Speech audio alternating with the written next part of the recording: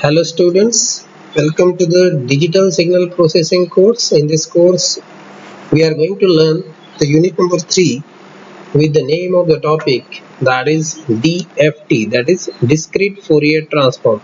So let's proceed to the contents of this particular unit. So in this unit, we are going to learn what is DTFT. It means it is the discrete time Fourier transform. Similarly, we are going to see what is the definition for DTFT, then the frequency domain sampling. DFT means discrete Fourier transform, which will have the advantage over the DTFT.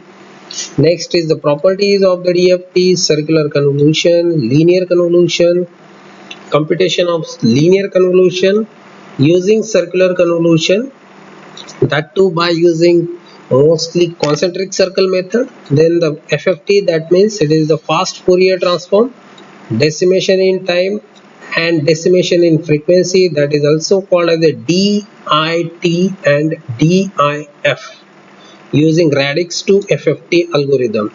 Linear filtering using overlap add and overlap save method. Then the amplitude spectrum and power spectrum. And lastly, introduction to the DCT, that is a discrete cosine transform, which is very essential for the image compression. Now let's proceed to the contents. So here we are going to learn what exactly the Fourier transform means. So for aperiodic finite energy signals have continuous spectra, that is already we know. For an aperiodic discrete time signal x of n, Fourier transform is given as. So this is nothing but the Fourier transform for the aperiodic signal. Okay, so for this the range can be observed over here. It is ranging from minus infinity to plus infinity. So we are studying here how whether it is possible to go for this Fourier transform, which is ranging from minus infinity to plus infinity, to make it finite one. So for that, let's consider one of the example. Consider the signal, that is x of n is equal to a raised to n u of n. This is causal. Let's say the value of a is ranging from 0 to 1. So determine the Fourier transform of the sequence provided. So for this particular sequence, the Fourier transform will be nothing but, by the application of the definition, it is x of omega is equal to, this omega itself indicates that it is nothing but the conversion of a discrete time domain signal into the frequency domain. So here x of n is nothing but a raised to n, u of n will be reflected from 0 to infinity, since it is the right sided sequence. So it is 0 to infinity. Next part which is to be considered here, that is nothing but e raised to minus j omega n, that is as it is by comparing the definitions and by applying, let's say, the law of summation, that is n is equal to 0 to infinity a raised to n. This is what the factor we will get. So a here will be nothing but the quantity a into e raised to minus j omega, and that is what it is, 1 upon 1 minus a raised to a into e raised to minus j omega. So this is about how to get the Fourier transform. Let's see the next part, that is nothing but to make it finite one. Means for the Fourier transform, if someone want to make it finite one, this is the formula which we can go for. This is the formula where you can just observe that n is ranging from 0 to l minus 1, that is the length of the sequence. L is nothing but the length of sequence, and n is sometimes referred as a number of samples, or even it can be referred as a fundamental period. So here x of omega is equal to summation n is equal to 0 to l minus 1 x of n into e raised to minus j omega n. This is how, obviously the omega is ranging from 0 to 2 pi. So once we got this x of omega related to the finite values, that is nothing but called as a discrete Fourier transform, or rather discrete time Fourier transform. So to make it in a more concise way, where the upper and lower indices in the summation reflect the fact that x of n is equal to 0 outside the range 0 to l minus 1. So apart from this particular range, obviously whatever the x of n we got or we are about to get, that will be 0 or it is 0. After taking the inverse also we can verify it. So when we sample x of omega at equally spaced frequency, let's say it is the frequencies which we want to equally space, these are the frequency. Omega is equal to 2 pi k by n, so where k is ranging from 0 to n minus 1.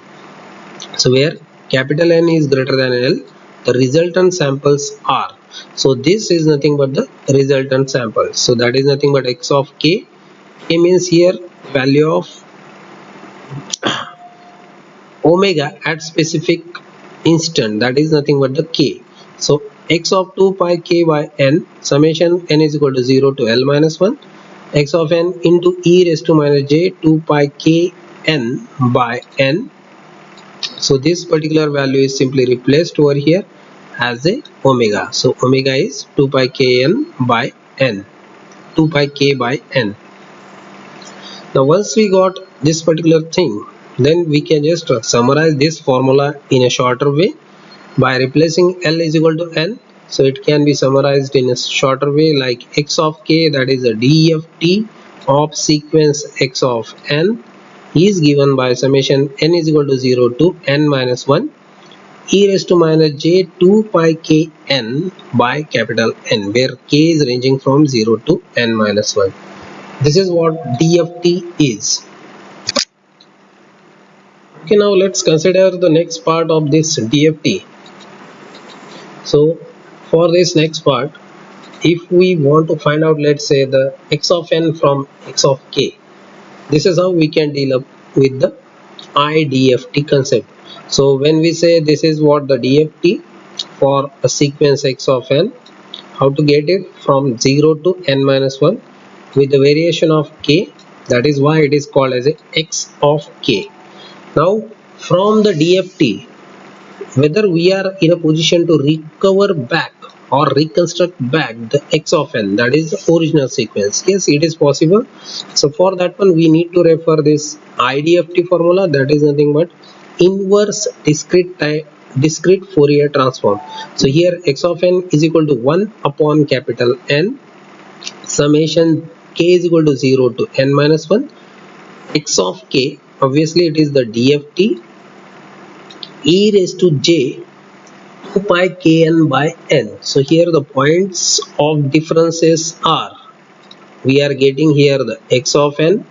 Let me just point out here, we are having here x of n, here we are calculating x of k. Limits are from k equal to 0 to n minus 1, here it is n equal to 0 to n minus 1 because we are operating it on x of n, but here it is operated on x of k.